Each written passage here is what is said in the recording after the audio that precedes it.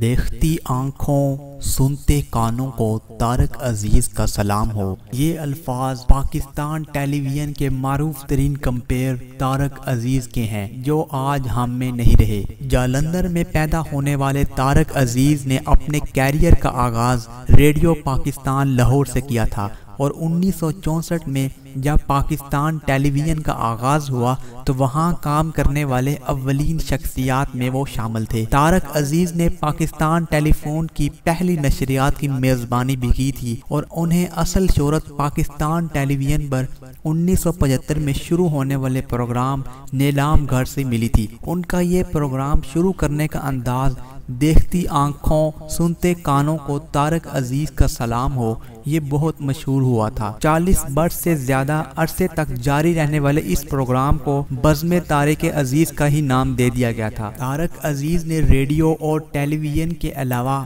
فلموں میں بھی کام کیا تھا۔ ان کی مشہور فلموں میں سالگرہ، قسم اس وقت کی اور ہار گیا انسان شامل ہے۔ پاکستان کی حکومت نے طارق عزیز کی خدمات کے صلے میں 1992 میں صدارتی تمغہ حسن کارکردگی سے بھی نوازا تھا۔ طارق عزیز کے کالموں کا مجموعہ داستان کے نام سے شائع ہوا تھا۔ طارق عزیز نے سیاست کے میدان میں بھی زور آزمائی کی تھی اور 1997 میں وہ مسلم لیگ نون کے ٹکٹ سے قومی اسمبلی کے رکن منتخب ہوئے تھے اور انہوں نے موجودہ وزیر اعظم عمران خان کو شکست دی تھی۔ طارق عزیز کی وفات کی خبر آتے ہی سوشل میڈیا پر ہیش ٹیگ بن گیا اور طارق عزیز ٹرینڈ چلنے لگا۔ صارفین نے ان کے انتقال پر گہرے دکھ اور صدمے کا اظہار کیا ہے۔